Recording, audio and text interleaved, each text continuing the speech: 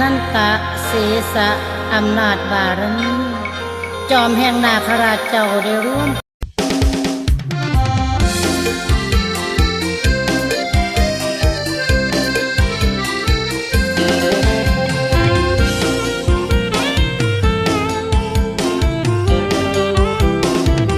เมื่อได้เจอหน้าแฟนเก่าอีกครั้งเหมือนมีพลังให้อ้ายสู้งานเรื่องเก่าๆคือประสบการณ์ให้มันพ้นผ่านอย่าคิดกังวลมาเริ่มต้นใหม่กับอ้ายเทโนอ้ายยังเฝ้ารอแฟนเก่าเสมอความเจ็บปวดที่มองได้เจออ้ายขอเสนอรักเธอคนเดียวใจของอ้ายมีพลังหลายยามเพื่อได้ใกล้อุ่นลานางเอ้ยความอักของอ้ายนั้นมันยังมันดีใจเป็นจังได้อ้ายก็ยังรับได้คนหักของใจแน่นกว่าดินมาหลายหากบอกอ้ายความเว้าเห็นคนรักเก่าปราบเริ่มหัวใจเราเริ่มต้นใหม่ไม่สายคนดีเรื่องเจ็บปวดอย่าตามราวีถ้ามารักพี่น้องนี้สุขใจทำงานไปเมื่อไอ้ได้เห็นหน้ามีพลังฟังเสือไอ้ก็อยากสู่โตนักปันใดเมื่อยปันใดไอ้นี่ยังปวดคอพอมีน้องผู้ใจรักไอ้ใดคนอักจริงใจกับคนรวยเงินทองเฮ็ดให้นางเจ็บช้ำคำเก่าสิบ่เว้าจากเถื่อขันมาเป็นเมียของอ้ายแฟนเก่าทุกปันใดอ้ายสิให้นั่งเฝ้า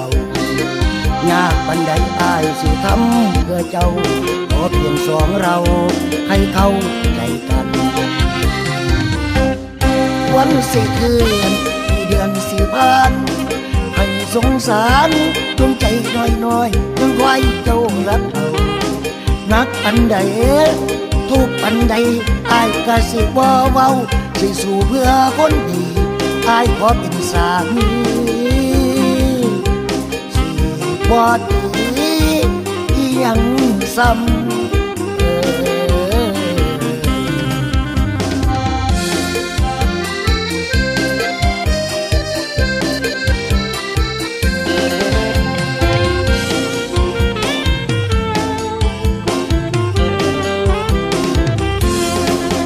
คำเก่าสิบ่เว้าจากเถื่อขันมาเป็นเมียของอ้ายแฟนเก่าทุกปันใดอ้ายสิให้นั่งเฝ้ายากปันใดอ้ายสิทำเพื่อเจ้าขอเพียงสองเราให้เข้าใจกันวันสิคืนที่เดือนสิผ่านให้สงสารดวงใจน้อยๆยังไว้เจ้ารักเอานักปันใดทุกปันใดอ้ายก็สิบ่เว้าสิสู้เพื่อคนดีอ้ายขอเป็นสามีสิบ่ดีอีหยังซ้ำ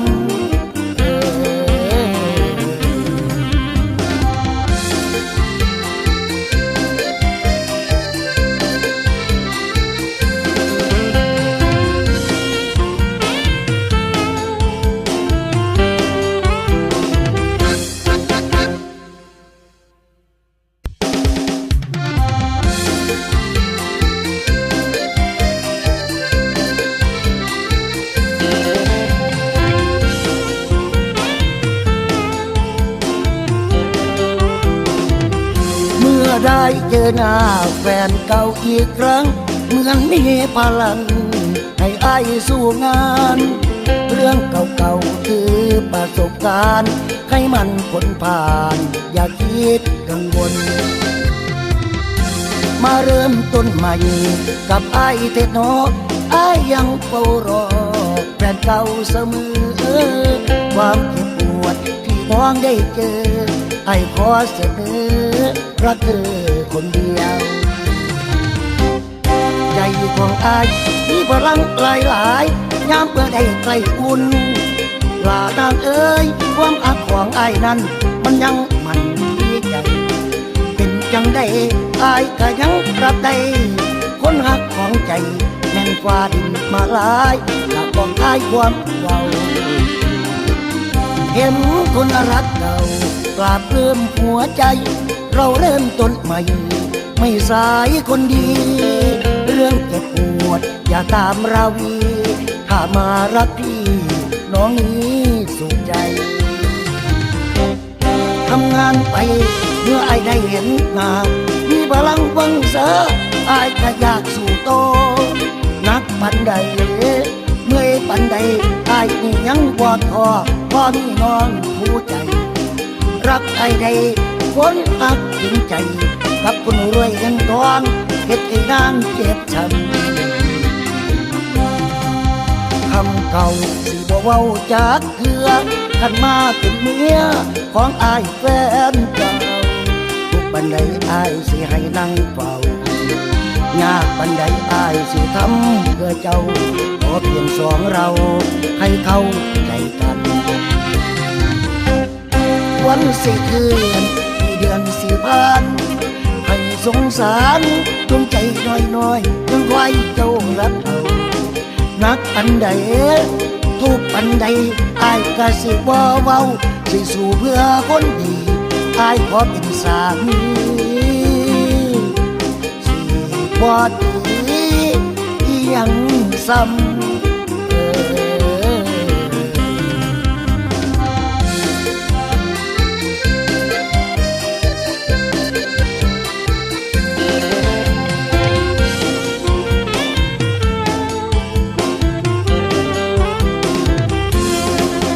คำเก่าสิบ่เว้าจากเถื่อ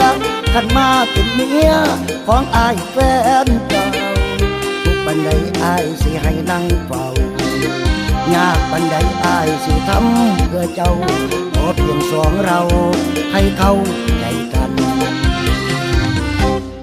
วันสิคืนที่เดือนสิผ่านให้สงสารดวงใจน้อยๆยังไว้เจ้ารับเอานักปันใดทุกปันใดอายก็สิบ่เว้าสิสู้เพื่อคนดี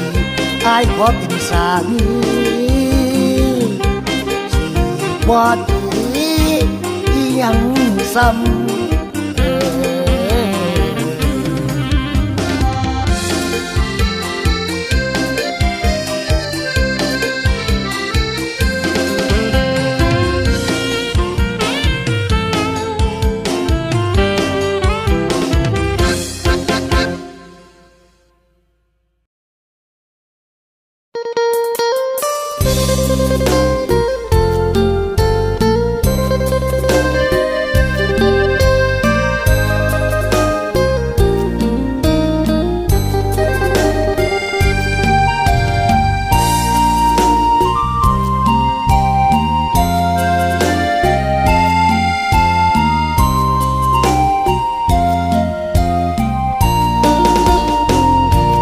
จำได้ดี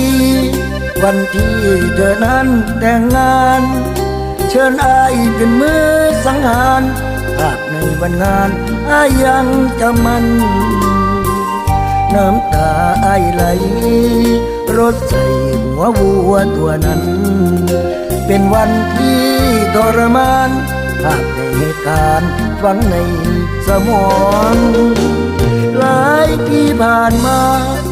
รู้ว่าเธอแยกทางกันถูกเขาทุบตีทุกวันแอบเห็นเธอนั้นน้ำตาไหลนองอายสุดสงสารเธอนั้นจริงๆเหนือทองต้องมาปวดใจหม่นมองกับคนที่น้องนั้นมองว่าอายมือสังหารเธอนั้นยังจำได้อีกบ่อ้อมแขนของอายคอยรอจะไม่ขอหาใครที่มีจะรักอย่างเจ้าคือเก่าเลยน้องคนดีถึงผ่านมานานหลายปีหากของใครนี้ไม่มีเสื่อมคลายกลับมาเถิดน้อง อายรอทำหน้าที่แทนถึงอายจะมีแต่แขนแต่บ่ขาดแคลนสัญญาด้วยใจจะคอยดูแลหักแท้แต่น้องซ้ำไว้อ้อมแขนของอายปลอดภัยเป็นเกราะคุ้มใจให้น้องคนดี